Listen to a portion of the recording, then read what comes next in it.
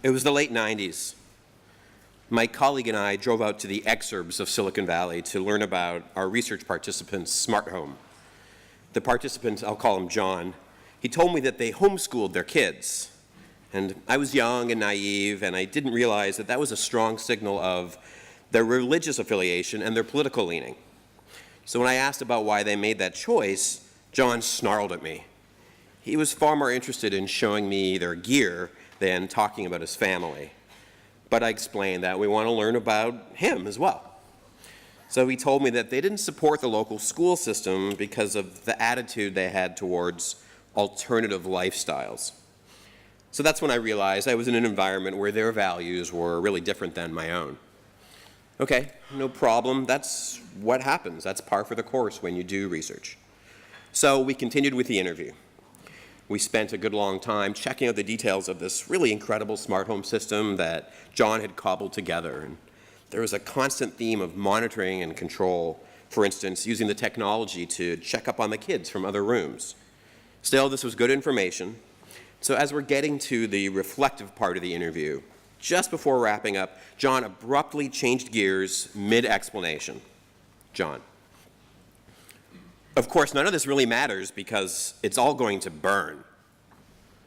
My colleague and I were stunned and remained silent. John seized the moment. And now, I have a question for you fellas. Have you accepted Christ as your Savior? This is the sort of question I'm utterly unprepared for, and in this interview, I knew it was coming. Some part of my body was tense right from the beginning, from this discussion of their rationale for homeschooling. And I knew that I was in a slightly vulnerable situation that was going to emerge at some point. So while I was dreading it all along, perhaps it came as some form of relief. And watching the video later, I saw the most deadpan version of myself I'd ever seen. Well, perhaps that's a question best left for another time. I was stuck. I couldn't dishonor all the rapport building and honest curiosity that I'd been exhibiting for the past 2 hours. But now we're trapped. My colleague spluttered helplessly in an endless loop of reflecting back what John had said previously. So it sounds like you're saying, and I kept waiting for my opening for the, well, time to go. But John really wanted to talk to us about what we should be doing and thinking with respect to Christ. It seemed this went on for a very long time, but we finally made it to the doorway. John asked us to wait, and he went off to get something. And we should have made a break for it, but we were ensnared by the requirements of politeness in our researcher role. He returns with some Bible-related literature, and he exhorted us intensely to follow up. Another eternity, if you will, and we were finally able to step away. We made it to the car, drove a block, and erupted in hysterical, gasping laughter. It's the laughter of relief. It's the kind of manic giggling you'd get from 10-year-olds who just got away from the angry shopkeeper. We had some choice words about John as well once we felt we were safe. This experience was terribly uncomfortable. I could not find a way to follow my own values as a researcher and protect myself from a conversation that was personally risky. And as a researcher, I was interested in and had respect for John's views on his family, his home, education, and the afterlife. But I really didn't want to have to reveal my own beliefs or defend them, especially in this setting. I vividly remember the first time I sat at a hotel bar during a conference and I swapped stories about the bizarre, hilarious, and daunting things that had happened out in the field doing research. And it felt good to discover that we had all had similarly bizarre and interesting extreme experiences. I realized that I was part of a community of practice. And I didn't identify it this way at the time, but what we were doing was sharing war stories. And a war story, it's a specific type of story. It's a personal story about how the storyteller encountered a challenge. Often we use storytelling as an example of ways to inspire by how the storyteller overcame a challenge. But in war stories, often the storyteller does not prevail. I love this quote by Brené Brown from her book, Rising Strong. We're wired for story. In a culture of scarcity and perfectionism, there's a surprisingly simple reason we want to own, integrate, and share our stories of struggle. We do this because we feel the most alive when we're connecting with others and being brave with our stories.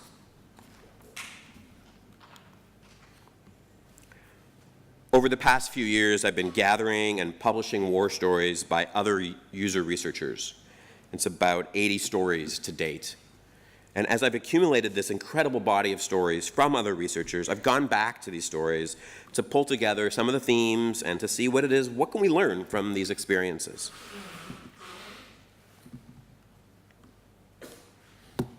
This is my new book, Doorbells, Danger, and Dead Batteries. It includes a lot of these stories from different researchers about the kind of experiences that they have in the field. Also, while we're pitching, you can learn more about user research from my first book, Interviewing Users, and my podcast, Dollars to Donuts, where I interview people who are leading research inside their organizations. These business books here, besides a uniquely consistent color scheme, they serve to illustrate the notion of survivorship bias. And that's a cognitive bias where we focus on the people or the things that survived some process, while we overlook those that did not. Sometimes what didn't survive isn't visible, it's not available, so you can't study it. But sometimes we just choose not to look at those non-survivors at all. So one of the consequences of survivorship bias is an overly optimistic belief about how the world works, because we don't include the complete set of data, which is successes and failures. So this type of thinking can lead to a false belief that a particular group of successes have some special property rather than, for example, just coincidence. And culturally, we have a mindset, as these books remind us, that we should examine and emulate success in order to be successful ourselves. Now, other fields have established processes for dealing with failure. Medicine has what's known as M&M, or Morbidity and Mortality Conference. IT and engineering use a COE, or correction of error report. But in design, user experience, research, the fields that we work in, we don't seem to have that same appetite. And the reward structures inside the organizations, the cultures that many of us work in, what those cultures do is encourage overconfident success stories rather than humility and reflection, which ironically are the very qualities that make for successful researchers. The demand that we face for clear and actionable insights means that we sometimes set aside these other stories because they're not valuable. So let's look at a couple of areas that are a particular challenge for user researchers.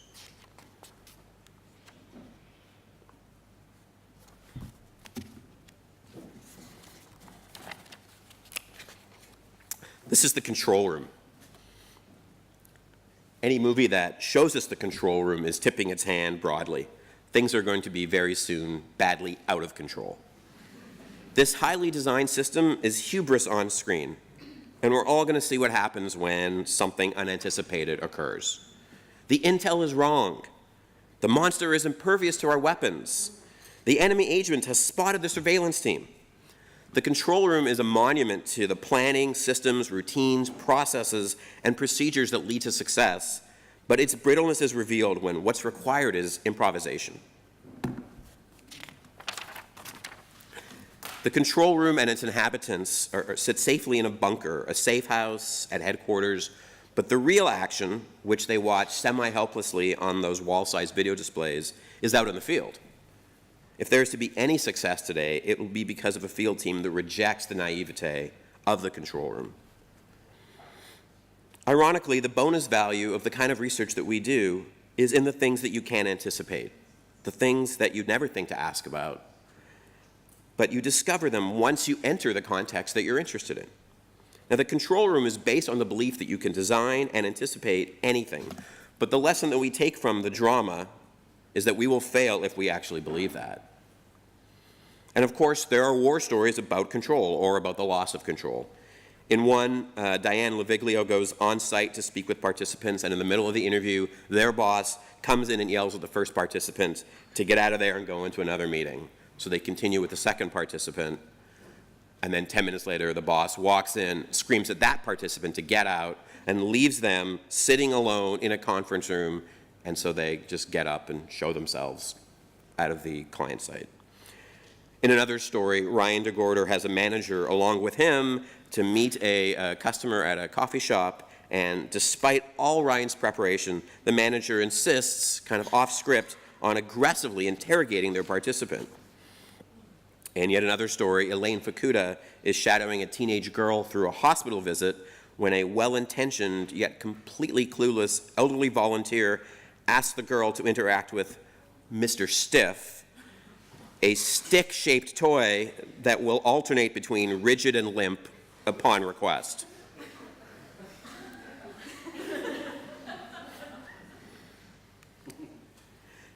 Here's a story from Nicholas Nova.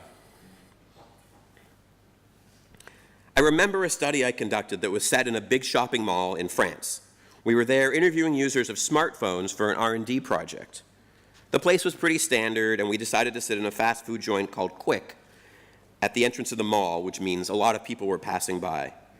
Given the focus of the project, we had to videotape the interviews and take pictures of the posture of the user. This meant that the presence of the cameras was hard to hide, and the passersby couldn't help but notice them. After 4 interviews, we started with the 5th one, kind of tired after hours of discussions with informants. Right in the middle of the interview, my colleague and I saw a tall guy moving towards us with urgent haste, putting his 2 hands on the table and screaming the following line: "I've just been released from prison and I'm hungry. What are you guys up to? Are you in the video business? Do you want me to act or what?"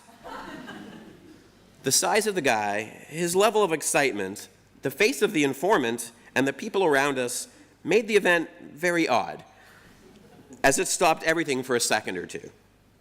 It's this sort of situation in which you have to behave yourself and avoid pissing off the nervous intruder, take care of the informant awkwardly paused in her description, and reassure the audience that was frowning at us. The guy seemed so energetic. After all, he'd just re-entered society, and he looked at the same time excited about a new opportunity and maybe being a thug about to rob us of our devices. The "or what" was said with so much hatred in his voice that we were a bit nervous. We explained to the guy that we were interviewing someone, asking her about her perspective for a research project, and that he could be a participant later on.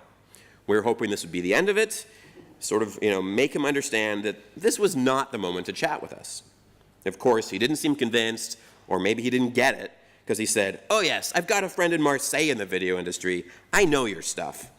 To which he added, "But why do you have so many telephones?" My colleague explained the project and that was the end of it. I don't get it, I don't care, plus I'm hungry." And he left as fast as he had arrived a few minutes before. Nothing really bad happened here, but it was awkward for us, sort of a break in our interview day, which actually readjusted our energy, because then we completed 3 more interviews afterwards. That's the end of Nicholas's story, and it comes from this chapter about control. And here's what we can learn from his story specifically, and more generally from stories that involve challenges to our control. It's okay to walk away, especially if you've tried everything. Sometimes circumstances totally prevent you from accomplishing your research objective. But trying and failing can be illustrative, whether it's about participants and aspects of their culture, or about how your organization is perceived, or even about this particular research venture. If nothing else, it's a chance to have a laugh. Knowing when to walk away from anything, not just an interview, is a life skill, and this is not something that's easily codified. Call a timeout. When the interview feels almost completely out of control, take a step back and readjust. Now you can take a pause, which is something like, "Give me a moment, please," when you start to feel unsettled, but a timeout is something that's more extreme. Let's all take a break for a few minutes. That's kind of what a timeout is. Use the breaks that you're given. When external circumstances disrupt your flow, use that as an opportunity to readjust and to re-energize. The unexpected can reveal bold new truths.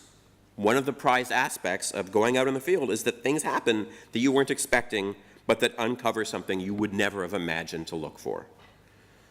Sometimes the unexpected is just a monkey wrench that you didn't ask for, such as the recently released and hungry prisoner.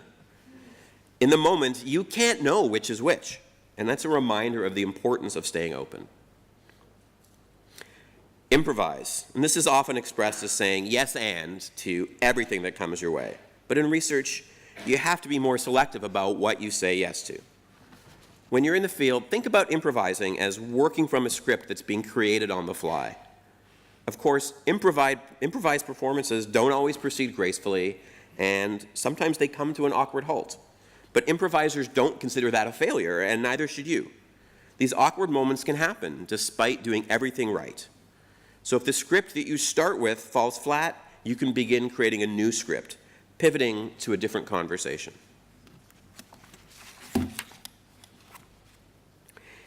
In linguistics, code switching refers to the typically unconscious pattern of the speaker who using multiple languages in a conversation. But we use this term colloquially to acknowledge the ways that different ethnic, racial, and cultural groups adjust their speech patterns, word choices, and speaking mannerisms depending on who it is they're speaking to. On NPR's Code Switch blog, Gene Demby, who writes there, explains that, quote, "Code switching is about dialogue that spans cultures. We're hopscotching between different cultural linguistic spaces and different parts of our own identities, sometimes within a single interaction." Code switching is an essential aspect of what we do in user researchers.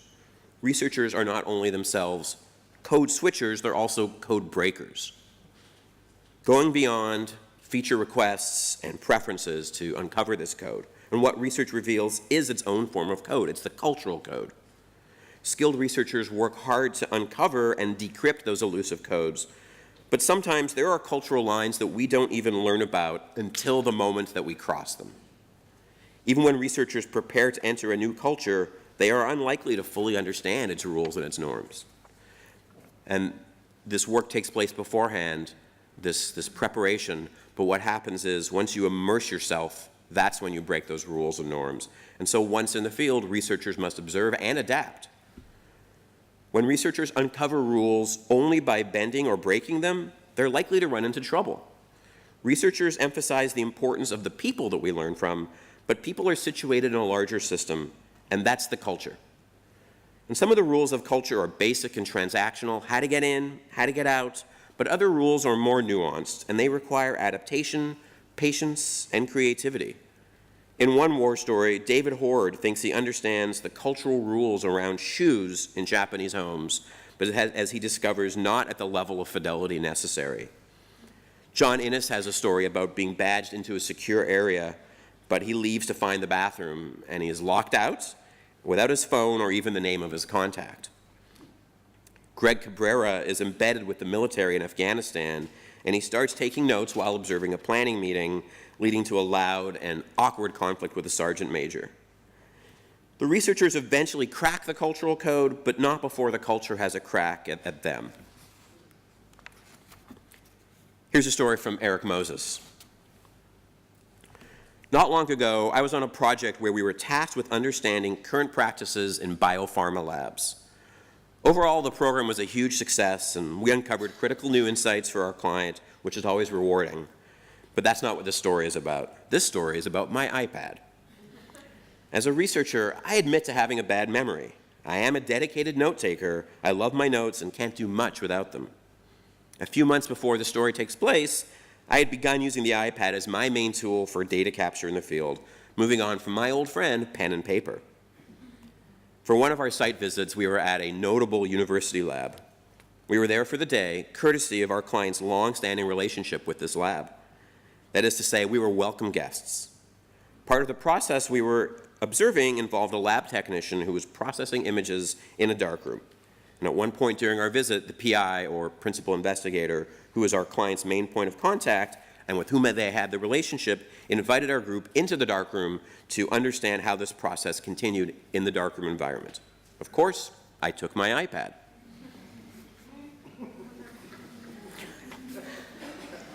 Our group piled into the cramped university darkroom to find not only the PI, but a few other technicians from the lab processing portions of their projects.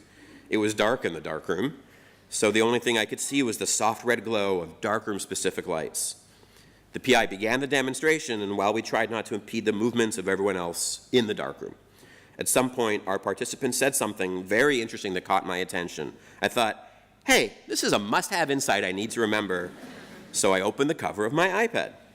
Immediately, I hear a technician behind me exclaim, "What? Oh, great." While I now recall hearing the comment just like it was yesterday, at the time I was so focused on capturing this piece of information, I did not put together that the technician was referring to the blunder that I had just made. After noticing a tremendously bright light in this room of black, only then did my mind stitch together the visual information of bright light with the auditory cue of the technician's comment. Then I realized what I had done. Well, afterwards, the PI ignored the incident, and the session continued for the rest of the day without another incident. I felt horrible, and I was flustered for some time. Reflecting on it today, I still feel flustered. I like to imagine that I didn't mess up that technician's experiment that much, perhaps only by hours. But given what I know about that group and the process, in my heart, I know I ruined at least 2 days' worth of hard work. Because of this incident, I'm now very careful in the field, perhaps to the point of being overcautious. Oftentimes, wrapping my arms around the iPad to physically tell myself to be mindful of my actions. Learn from my experience. Remember, don't immediately go towards the light. That's the end of Eric's story. And Eric's story comes from a chapter about the cultural codes that we encounter in new environments. So here's what we can learn from his story specifically, as well as other stories that involve these cultural challenges in new environments. First, prepare for the experience of the interview. Reach out to whoever has granted you access and ask about logistics, dress code, and anything they think you might need to know to be successful when you get there. Consider your assumptions about the environment. Sure, you're prepared to forego your assumptions about your participant, but don't forget to bring the same amount of examination to your assumptions about the environment that your participant is in. Be present in your surroundings. A lot of interviewing happens, at least for me, and I think for maybe most of us, it happens in the head. But don't forget about the body. You can remind yourself that you are in a physical environment by periodically noticing something about your body. Say how your shirt feels against your arm or the position that your foot is in. Keeping yourself grounded in your own body will help you be physically connected to the environment that you're in. And it'll support you in this needful act of paying close attention to the rules of the environment, and if necessary, adapting your own actions to suit those rules. Include the rich data from the environment in your analysis. Cultural code can provide a great deal of context about why a participant behaves a certain way or expresses a certain point of view. Learn from your mistakes. When we use this phrase, typically that means that you should not make a mistake the second time. But here, the point is that your mistakes and missteps may be ways to surface cultural rules that otherwise would not have been made explicit.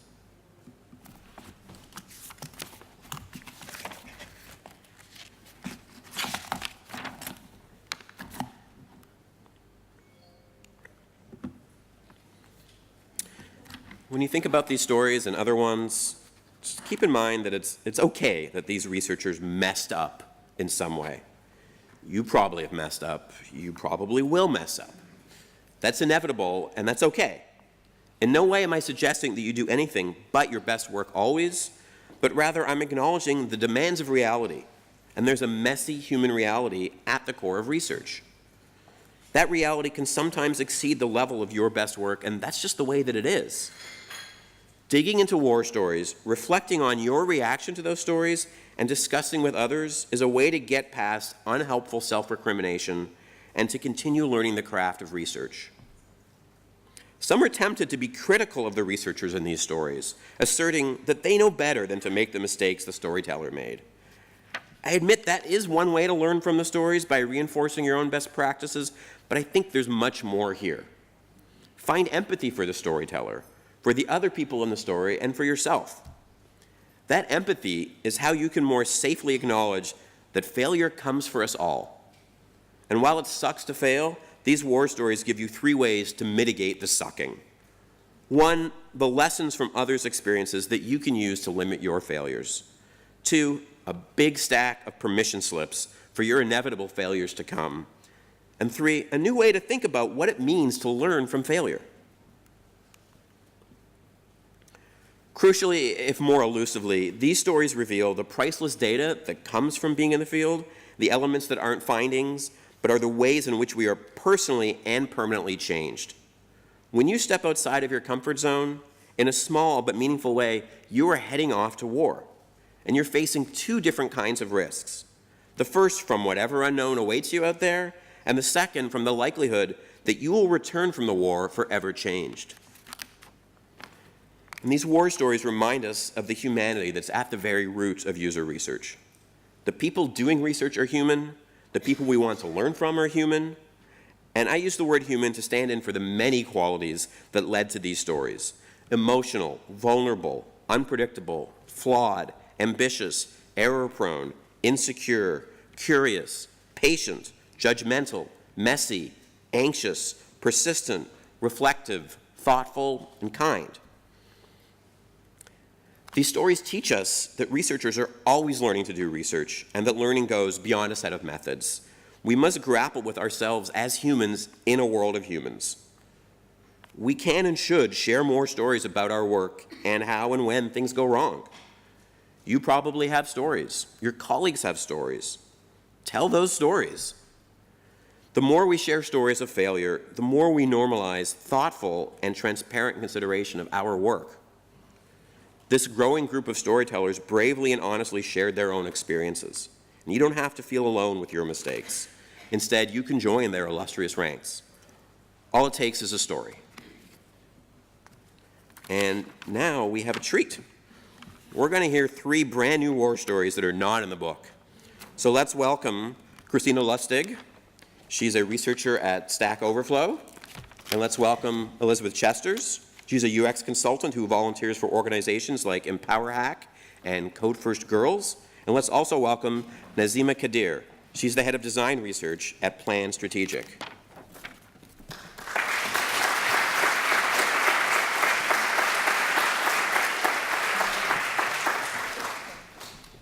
Hello.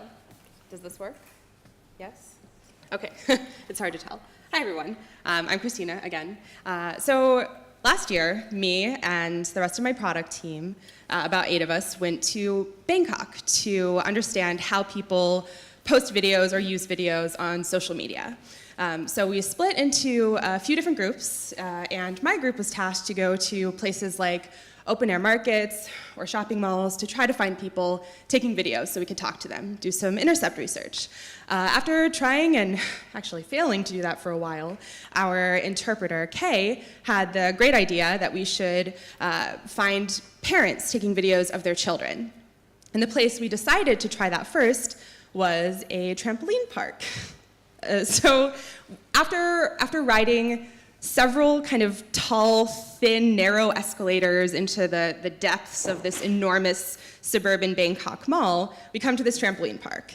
And we get there, and we buy our tickets, and it turns out that in order to enter the trampoline park, we need to be wearing the standard neon pink wristband and big fuzzy green sticky socks. So I've been in several kind of strange research situations in my life, but let me just paint you a picture here. So there's 2 fairly tall white people with notebooks in our neon pink wristbands and our bright lime green sticky socks and our Thai translator, also wristband, bright sticky socks, walking around in this trampoline park on a Wednesday morning in the suburbs of Bangkok. Okay, so it was actually a research goldmine. I mean, there were so many parents taking videos of their children, and we spent about a half an hour having quick conversations with them, asking them, what they're doing with the videos, et cetera. And after about a half an hour, a trampoline park employee comes up to us. And our translator, Kay, starts speaking to the employee, and we don't speak Thai, but we watch her go from very confident to kind of concerned to actually kind of incredulous. And as Kay then began translating to us, the employee was actually very concerned that we were employees of a rival trampoline park in the area. She was convinced that we were doing some sort of rival trampoline park research, or maybe trying to sell trampoline park passes to the people already at this trampoline park. And Kay explained to her, no, we're just, we're here doing research. We're like from a US tech company. I promise we're not trying to steal your customers. That didn't work, and we showed her our business cards with potentially reassuring titles like UX researcher, product manager. No dice. So as she was preparing to actually escort us out of the trampoline park, we asked her, well, okay, can we just stay and jump? So instead of doing research for the rest of that afternoon, we spent quite a lot of time bouncing around with a lot of Thai children. It was actually really fun. We tried to do a bit of observation, but we were definitely under the watchful eye of this trampoline park employee, so we didn't get to do a ton more research then, but we probably should have cleared it with the trampoline park before we attempted to do research there, but any day of research that starts with intercepts and ends with extreme trampolining is a good research day in my book. Thanks.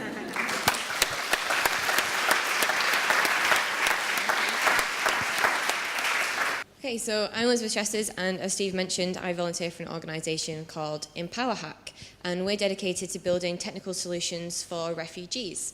I joined in 2015, and I was working on a project which was a mobile app to store medical records for pregnant refugees, and it offers like symptom cards so they can communicate with doctors problems with their pregnancy.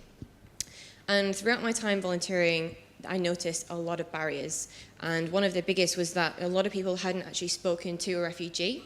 They didn't know what it meant to be a refugee, and this produced a lot of naive assumptions on like how women had become pregnant, whether they remembered the date of their last period, and like typical age that they would marry. So my team member and I, we planned a research team to go to the refugee camps in Calais. We didn't feel it was appropriate to turn up as researchers. I mean, these people needed houses. They didn't need our interviews and our probing questions. So we went as volunteers, and the plan was to just observe and get as much detail as we could. The first time that we were able to speak to refugees was in the Dunkirk camp. And as we arrived, there was a group of refugees working on a laptop on an open source map project. And because of our background in computers, we built rapport with one of the refugees who was an IT consultant in Kurdistan. So we go back to his cabin, we share tea, we share biscuits, and then we mention that we're there for research. So we walk around and we come across 3 mothers sat outside, each with their babies. And we go up to them and we try to explain, because they're all from Kurdistan and we do not speak Kurdish. So he translates what we're trying to do, but by the time we've communicated all of this, it starts to rain. So, I mean, they're mothers, so they stood up, they look at us, and they say, the only thing that was managed to be translated was, we'll take what you have, but not without makeup to trade.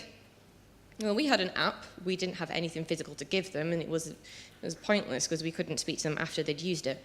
And we did not consider makeup to be a priority for these people, and we didn't turn up with anything to trade. So at this point, they stood up, gripping their children, and all we had to do was just walk off at this point. Lucky for us, though, we got a few marriage proposals along the way from the passive men, so not a loss. On our last day, we went to the jungle, which is the camp in Calais, and we were invited to run like a spa day at the camp. So we turn up, we have makeup to exchange this time, and there's like a double-decker bus, has no seats at the top deck. And we line the floor with carpets, there's bunting on the window, we leave our shoes downstairs, like everyone's relaxed, and my friend and I, we turn like 2 boxes upside down, and we settle in for a long day of painting nails. And these women were amazing, you could see the baggage in their faces, and we could observe like conversations with volunteers who'd been there for a long time. Majority of women were there from Eritrea, Libya, Syria, Afghanistan. And by the end of the day, the conversations had not gone as well as planned, as hoped, partly due to my inability to paint nails. Most of my efforts went to repainting the same nails over and over again, because they did not like my nails. So By the end of the day, I had been attacked by makeup by one of the refugee children. I looked like I had 2 black eyes. And when I was finished tidying up the top of the bus, I went downstairs and I was faced with an empty box of shoes. After scouring the whole bottom deck of the bus, it quickly became apparent that I no longer had shoes. So the other volunteers said, well, this has happened before. And then they said, well, at least you can go to the donations warehouse and pick a pair of shoes so that you can wear them back to London. So we find a pair of abandoned shoes underneath this bus table, and they're actually too small, so I have to stand on the back of them in order to walk. And as I walk outside from the bus, I noticed the woman who had brought us to the camp, along with her car, had now gone. Our passports were in that car. So it's now late in the day, and the jungle is not a safe place as racists sort of patrol the area outside. So we're now stranded, we have no passports, we're traveling next morning, and all I could do was frantically pace up and down, just trying to ring anyone to tell this woman at the warehouse, like, please stay there, I need my passport. All this whilst it stood in front of other refugees who were just laughing, saying, if this is your worst problem, then you are fine in life.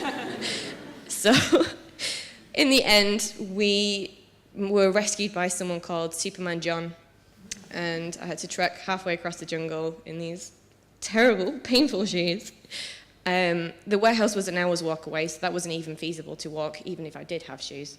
So we finally got there to the warehouse, we finally got our passports, and I have never been so happy to see that little red book.